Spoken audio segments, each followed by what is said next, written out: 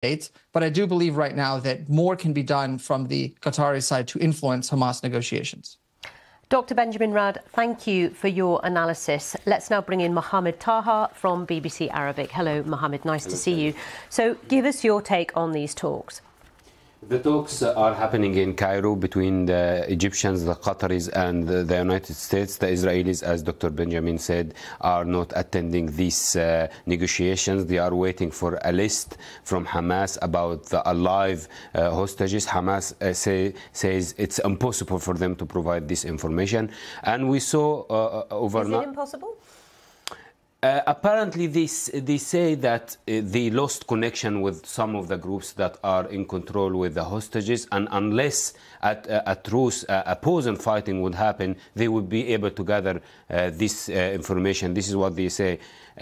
Overnight, Israel released an audio of hostages. They were killed 2 days ago by an Israeli shelling that caused a lot of distress between the families of hostages.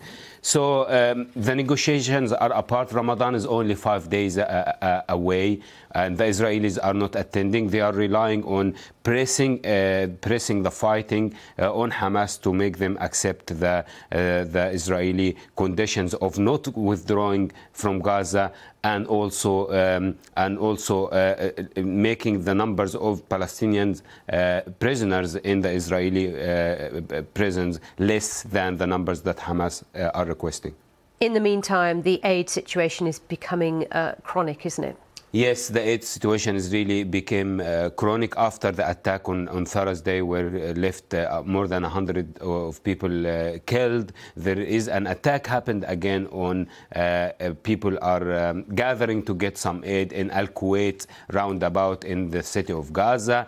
There are also shelling on Rafah that caused more than 40 people dead. The Israelis are really pressing on Hamas in fighting to make them accept their conditions. Otherwise, these negotiations are happening, as Dr. Benjamin said, happening without the presence of Israel, and it is causing difficulty for them to reach a solution. Talk us through what's happening as well around Rafah at the moment, because of course there is a real concern about it becoming the next target.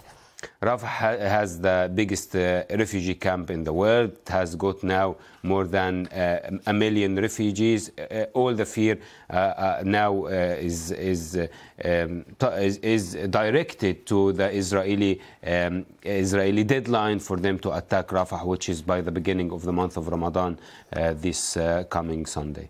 Mohamed, thank you so much. Good to see you. See you again soon. Mohamed Taha there from BBC Arabic.